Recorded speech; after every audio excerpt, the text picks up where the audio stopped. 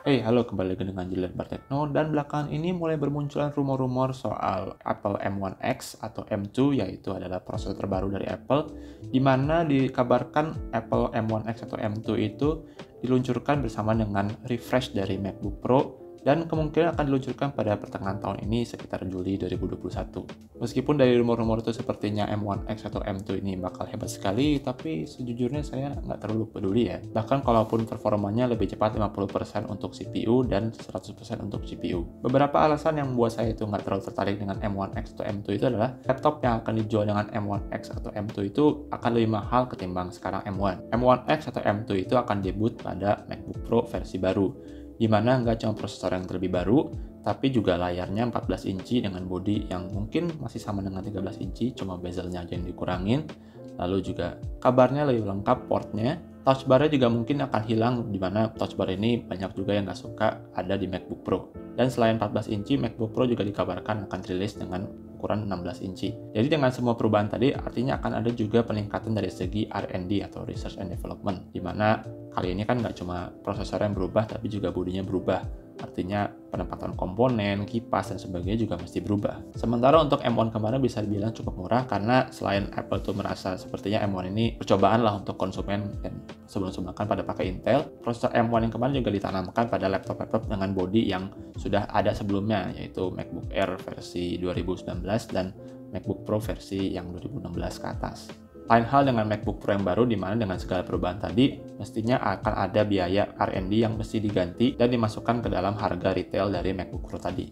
Alasan kedua adalah saya masih butuh silent performance ya. Jadi kita mundur sedikit ke launching M1, di mana M1 itu ditempatkan pada MacBook Air, MacBook Pro, dan Mac Mini. Dan setelah berbagai pengujian dari reviewer-reviewer independen, sepertinya M1 ini sudah sangat efisien ya, di mana adanya kipas pada M1 itu nggak banyak mengubah performa dari M1. Artinya untuk MacBook Pro, di mana MacBook Pro itu perbedaan utamanya dengan MacBook Air adalah adanya kipas dan tentunya touchpad yang nggak semua orang suka, bikin MacBook Pro itu terasa nggak worth it karena adanya kipas itu ternyata nggak banyak membantu performa.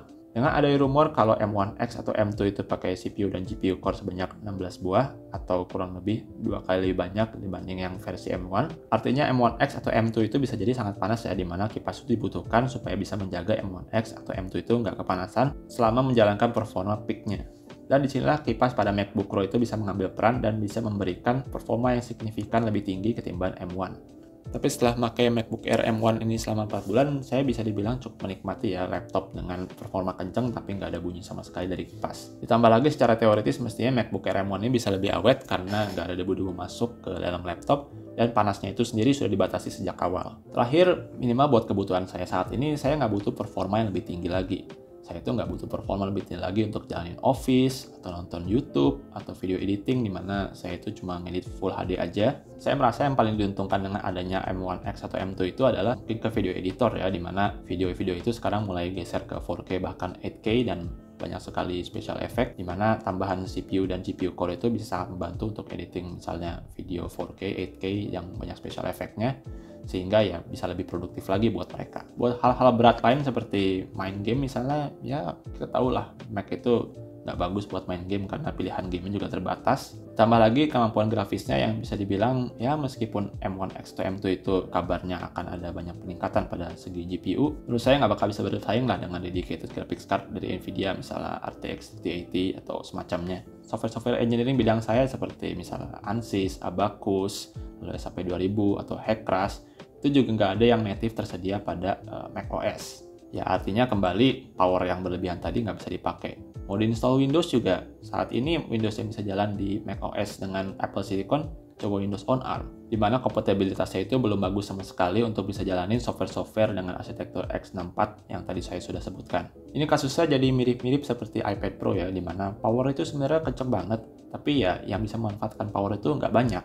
Di luar kompatibilitas software, menurut saya komputer Apple Silicon itu juga masih perlu diperbaiki dari segi kestabilannya. Pada update macOS Big Sur 11.3 ya, misalnya, itu akhirnya saya bisa nyolok eksternal hard disk saya ke MacBook saya. Meskipun sepertinya itu kan you don't say ya, USB colok ke laptop ya harusnya bisa dibaca, tapi ya itulah yang saya alami. Saya sempat nggak bisa nyolokin eksternal hard disk ke laptop saya, kecuali saya buka Windows dulu lalu saya colok. Supaya tidak salah paham, saya sendiri cukup senang dengan adanya peningkatan pada Apple Silicon dengan adanya M1X atau M2 ini. Tapi yang lebih bikin saya senang itu, setidaknya saya melihat Apple itu punya komitmen ke depannya untuk mengembangkan terus-terusan Apple Silicon dan kompatibilitas software di dalamnya. Jadi harapan saya developer-developer itu bisa makin memanfaatkan performa lebih dari M1X dan M2 ke depannya ini, sehingga ya kita pas beli komputer yang lebih kuat itu kekuatannya kepake lah. Dan saya sebagai pengguna M1, mesti saya juga akan tetap dapat benefit karena semua pengembangan pada M1X dan M2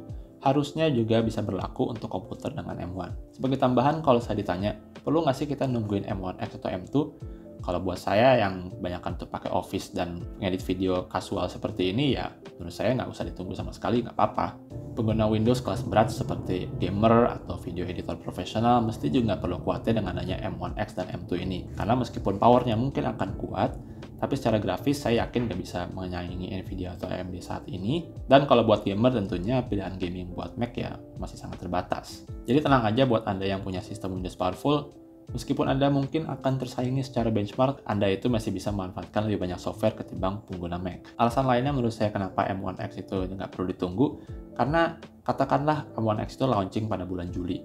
Nah, berapa lama waktu yang dibutuhkan dari launching sehingga M1X itu bisa tersedia di pasaran itu?